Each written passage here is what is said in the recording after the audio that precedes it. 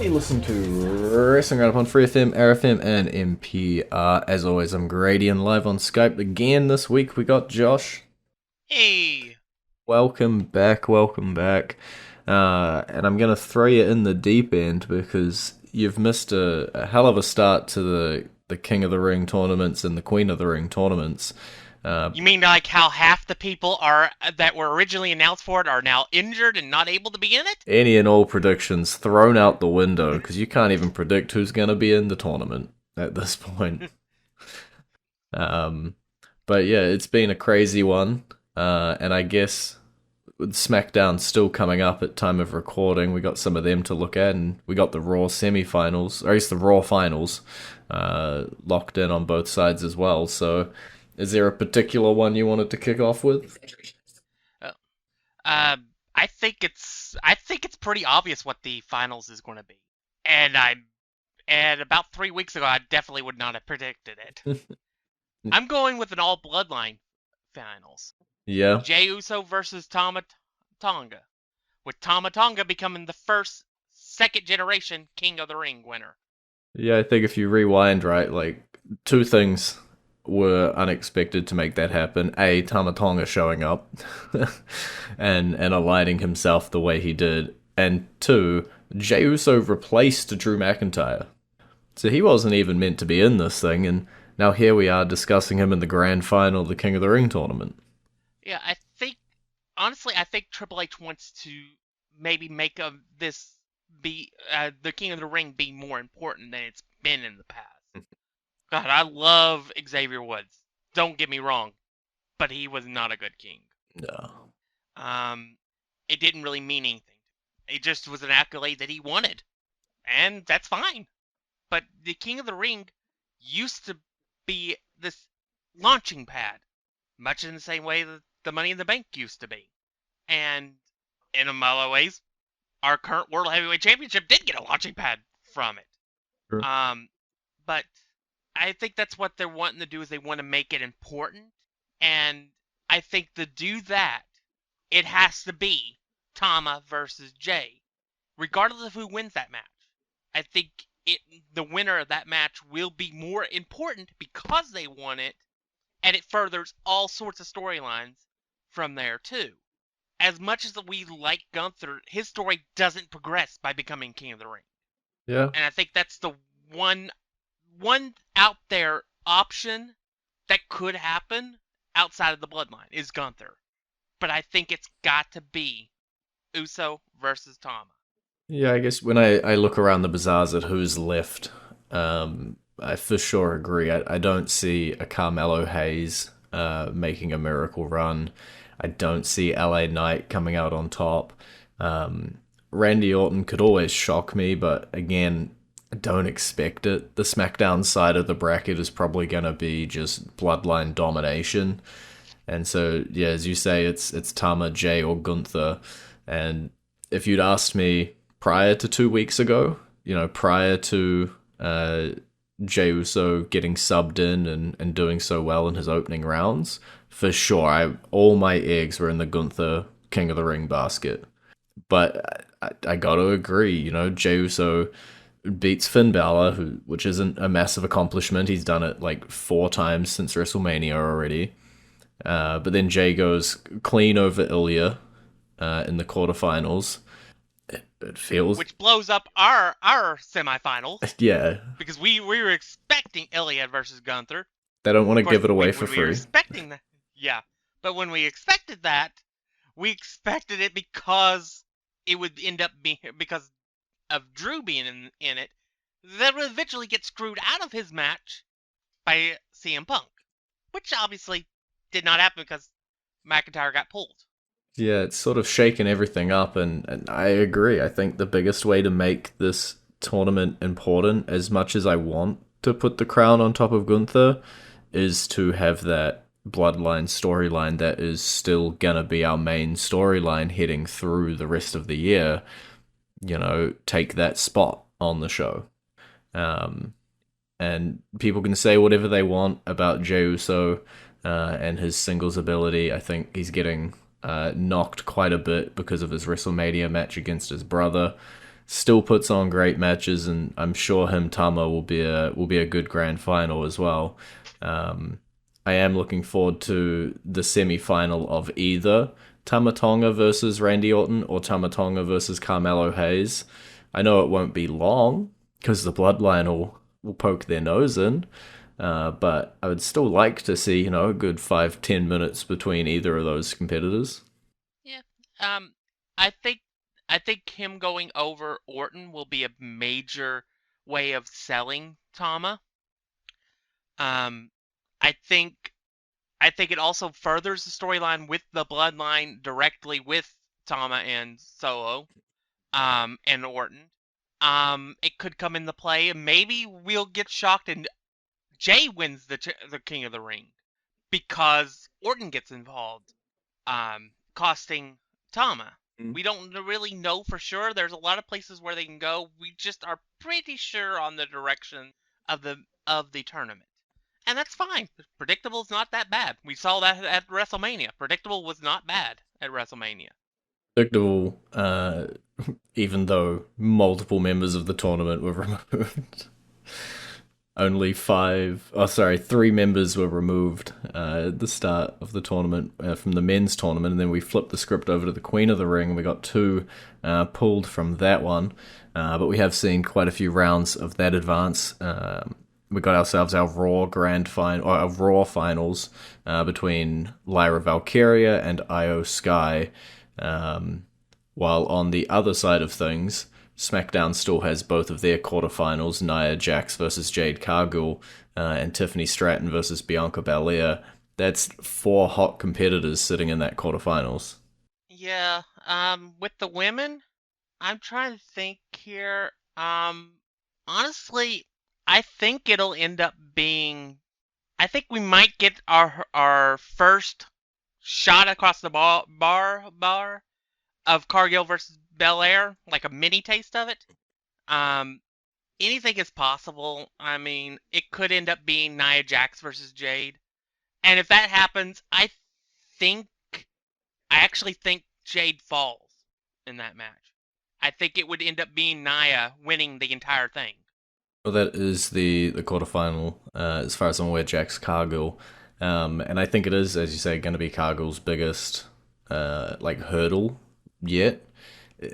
It would be a kind of cheap way to give her that one-on-one loss without, backing ourselves into a corner with this one-on-one undefeated streak. Give her a loss, show she's fallible.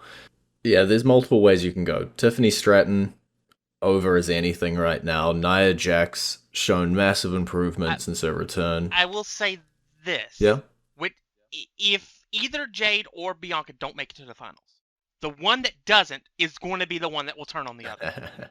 because it will plant a seed of jealousy. Yeah. Sometime down the road, maybe after SummerSlam. But I think if they don't make it to the finals, that's what's going to be the launching point for the turn. If they do make it to the finals, that match will be the launching point for that turn. Whoever loses it. Yeah, and I'm praying it's Bianca. Fair. Yeah, I don't know. Obviously, on the other side of things, on the Raw side of things, Sky versus Valkyria as well. Bit of an interesting matchup. And then I look at, them versus any of the four left on the SmackDown side, and I'm thinking she's a little SmackDown heavy in terms of potential winners on this side of things. But maybe we'll be using this as a launch pad, as you say, and maybe Valkyria is going to the moon. Yep. What I can say is that the people that got drafted to from NXT to Raw or SmackDown, minus Kiana James, have been really shown off in these first few weeks of the draft period. Where you had Iliad having an amazing match with Jay. You've got Lyra running through the tournament. You have Carmella Hayes wrestling the world champion and then doing amazing work in the tournament. You got Bron Breakker as well being involved in segments. I know he was mad he wasn't in the tournament, but he was showcased even prior to the draft. He was already on the roster, so he wasn't actually an NXT call-up. But you're right, like, so many of them have been shown so well, which is always good to see, right? You don't want to see them come up and just flounder or Odyssey Jones themselves. So I'm going to make a call now. Queen of the Ring tournament, grand finals. Who's coming out on the Raw side? Is it going to be Io Sky? Is it going to be Valkyria? I'll go with Io Sky. And then SmackDown side, Jax, Cargill, Stratton, and Belair. Who's coming out on top? Who will Io Sky face? It's like 90% chance of Jade Cargill. Yeah. I don't really like that. I personally would have it be Tiffy time because I think Queen Tiffy would be perfect. As a character, I just don't think she can overcome both Cargill and Belair. Yeah. Or even if Jax can put down Cargill, then overcome Belair and Jax. It is still, there's a lot in her way between her and a crown on her head. But she, of all the people that were in the tournament left, she's the person that could pull off a queen character and be what you would expect a queen character to be. Oh, then we'll have to wait and see if she manages to pull it off. We'll know more next week. She might still be fighting. She might be out. We'll have to wait and see. But we are roughly halfway through the show this week, and that means it is time to play our entrance theme of the week. It is a man who I'm sure we will talk about on the other side of the song. But it is CM Punk's This Fire Burns.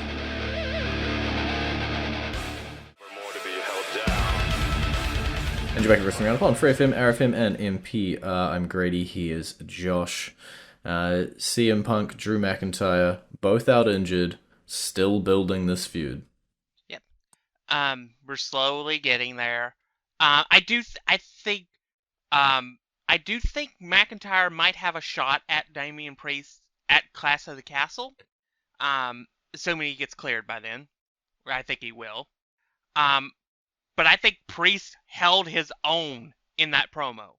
I think he did something where it's like, with that promo of basically saying, "You've screwed yourself, McIntyre. I'm champion because you're an idiot." and I did what you would have done in my position. And I think it's also furthering Damian Priest towards his face turn. Because basically that was a face promo. Yeah, it does feel like the match down the line is face Damian Priest versus heel Drew McIntyre.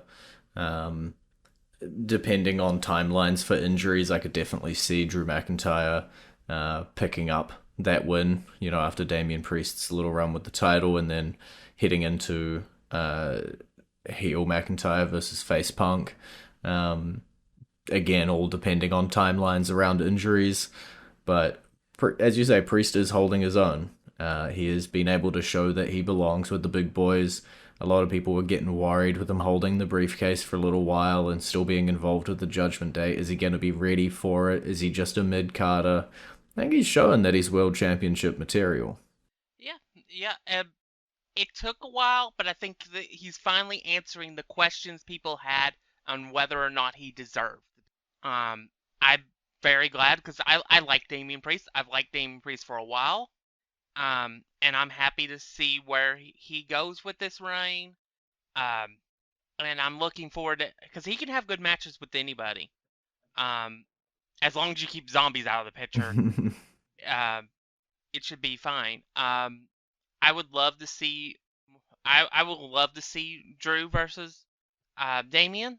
So I'm all for it. I do think if the match does happen, I don't see Drew winning the title. Okay. Because I don't think Punk versus McIntyre actually needs the title. Doesn't need it. How often does it really need it, though? We'll have to see. Obviously, Clash at the Castle still a little while away, and Drew McIntyre still has to rehab his injuries as well. But happening in the Judgment Day, alongside Damian Priest's face turn and his separation from the group, we might have our brand new World Tag Team Champions as Finn Balor and JD McDonough picked up a win in a number one contendership match thanks to a unlikely alliance with Carlito. There was a lot in that to um, unpack. yeah. Especially with the fact that Carlito is still in the middle of his feud with Ray and all that, because he's yet another person that turned on Ray. Eventually, you have to look at it like, um, are you really the problem? Is the problem everybody else, or is it really Rey Mysterio? Yep. Because everybody turns on Rey Mysterio. Yeah, I think potentially this may play into a greater, Judgment Day and Carlito versus LWO piece, potentially over the titles if Balor and McDonough pick it up. Um, we've obviously got Dominic Mysterio out hurt right now. I reckon he could have played a role in that. We already saw it at WrestleMania. Could still be playing something in there, but have to pull him out. How do you shape it all? Damian Priest surely doesn't want to get involved. He's got his own stuff to deal with. He doesn't want to deal with the lesser antics of the rest of the group. Yeah. I also don't think they win the titles, because that would be a major slap in the face, I think, to take the titles off of Damian and Finn just to put the titles on Finn and JD. Yeah. Um, That means Awesome Truth's run is going to last a little bit longer. I think so. All come down to what sort of direction they want to go. Potentially, the LWO, pokes their nose into the title match. Could be one way to make sure that they don't end up grabbing the championships. Who knows? What we do know, though, is how to phrase this one. Cody Rhodes' next challenger has stepped up. Yeah, it's interesting. It's a champion versus champion match. They have not specified specifically it's for both titles. I'd rather it not be. Yeah. But that would be an interesting play, because it would give Cody an accolade that he couldn't get otherwise. Um, Not to mention it would be it's going to be a great match, I think, between Cody and Logan, regardless of the outcome of the match. Um, there is going to be a lot of questions about who wins the match. Does it end like no contest? Maybe the outcome is that's where the Wyatt Six debut. They annihilate both Cody and Logan, and neither wins. And though they get to keep their championships. Yeah, I think my preferred match or the preferred way for this match to go is to just sort of shelve the United States Championship and do just have it be a match for the undisputed WWE Championship.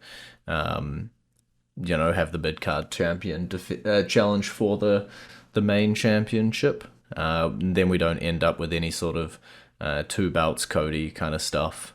Um, don't quite know how we'd play it off, but if someone was to take that United States Championship off of Logan, we'd been debating who was gonna do it. Cody Rhodes is a pretty big name to do it. Yeah, yeah.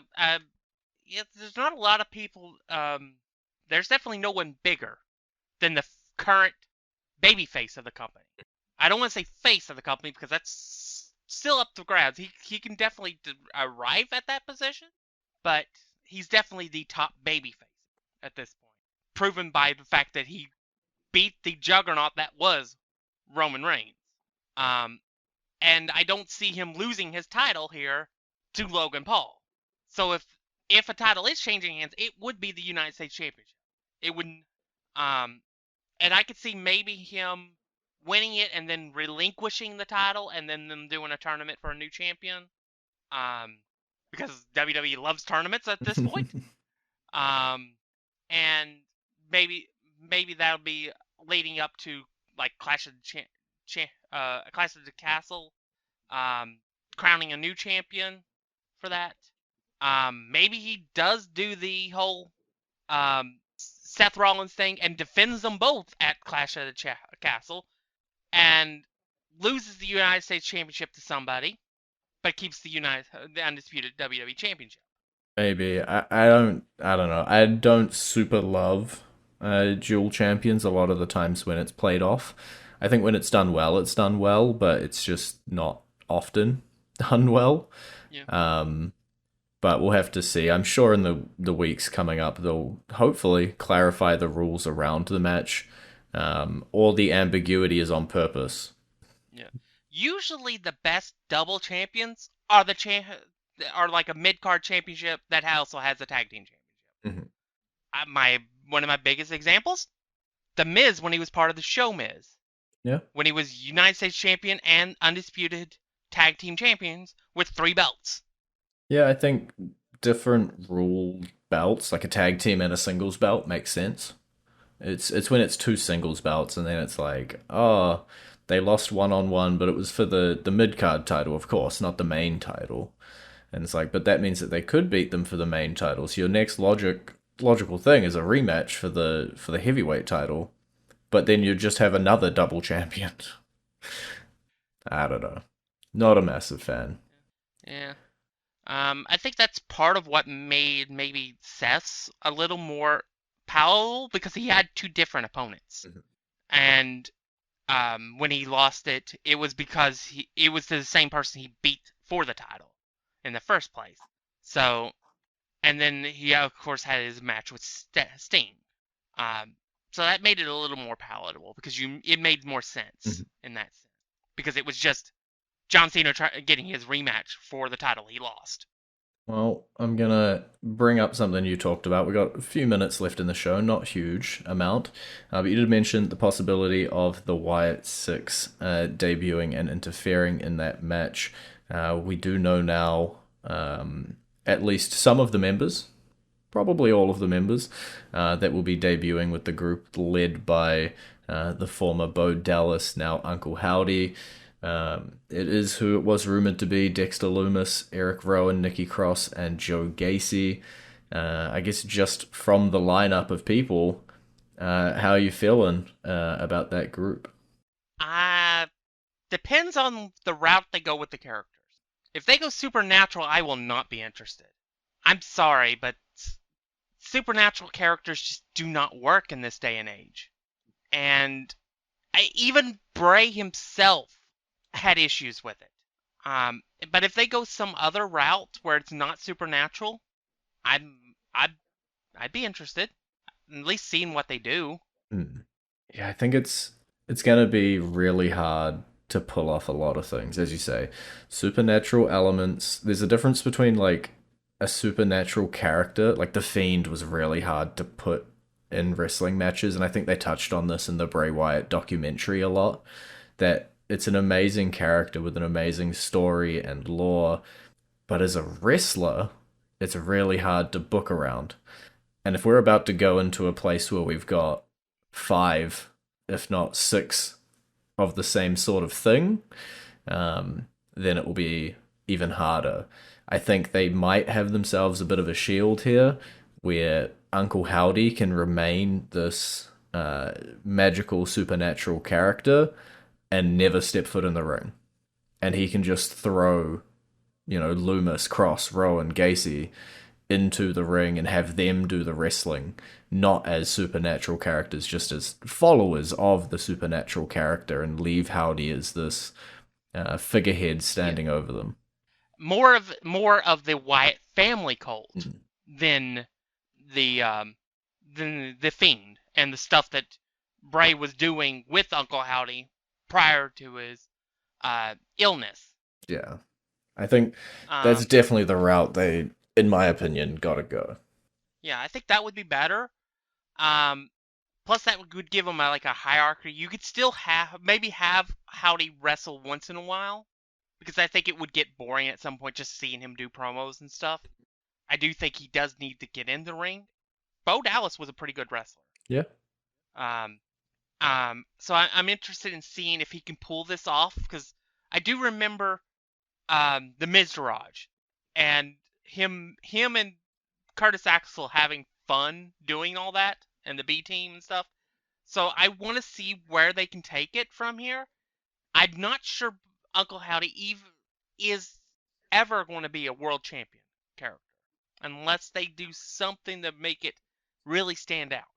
But the other people under it will definitely get a boost from it, just from having something to do. You could throw I don't know, Lumis and Gacey together as a tag team, and then you have them chase after the tag team championships on whatever brand they land on. Or you could have I don't know, Nikki Cross chasing after Bayley if they go on SmackDown. Which I think if you tack Cody Rhodes and Logan Paul, you're going to SmackDown. It doesn't make sense to go to the other brand after you attack the champions of SmackDown. Well, we'll have to wait and see how they show up and how it all works out. But that is all we have time for this week. It's been great talking to you. Baby. You can visit our Facebook page, facebook.com/wrestling R&D Upper, our Twitter page, twitter.com/wrestling R&D Upper, our YouTube page, youtube.com/wrestling R&D Up, and we will see you next week.